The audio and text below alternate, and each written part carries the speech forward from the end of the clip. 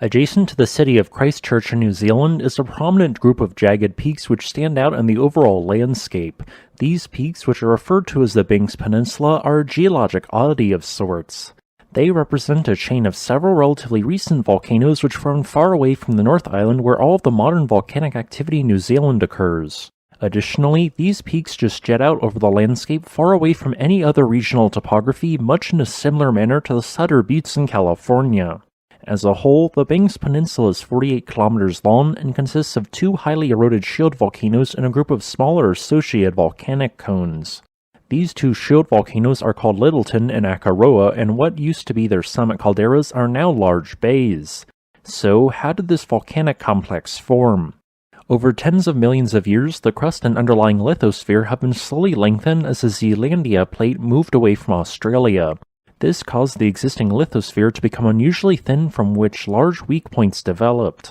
On occasion, large segments of the underlying lithosphere would detach and sink towards the asthenosphere. When this occurred, large volumes of magma would rush upwards to fill the previously empty space, leading to the creation of a chain of volcanoes. This process has occurred several times throughout the recent geologic history of the South Island, with another recent example being the formation of the 10 to 16 million year old Dunedin volcano.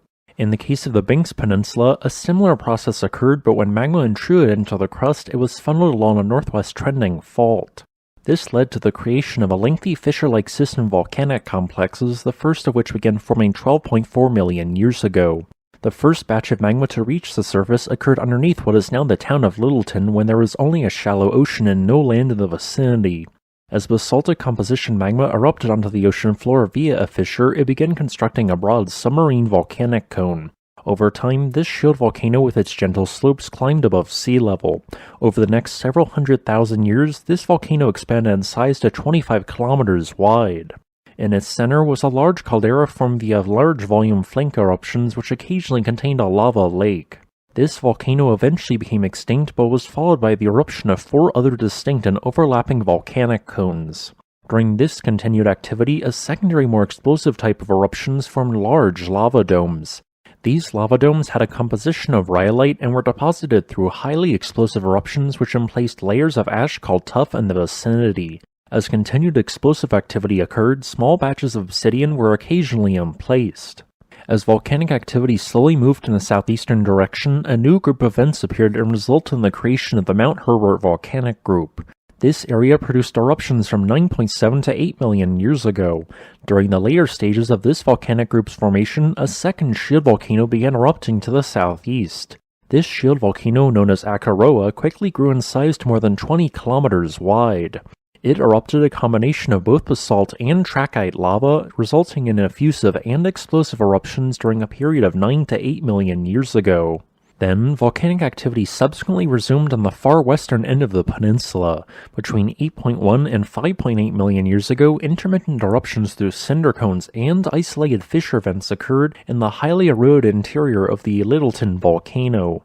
Once these volcanoes became extinct, erosion began cutting away at the summits of the present volcanoes. The vast majority of volcanoes were reduced in height by between 50% and 66%, as several peaks used to tower to more than 1,500 meters above sea level. This period of long-term erosion eventually cut away at the caldera wall at both primary shield volcanoes, forming a peninsula and opening them up to the Pacific Ocean. In the many millions of years following this, the southern Alps of New Zealand also largely eroded away, which transferred sediment towards the east. This sediment was added to the so-called Canterbury Plains, which connected the peninsula to the South Island of New Zealand. Today, this scenic landscape can be visited via State Highway 75, which takes you to the interior of Akaroa. Thanks for watching. If you would like to request a specific topic, please leave a comment below. Additionally, I would like to thank my new patron Marty Noring for supporting this channel.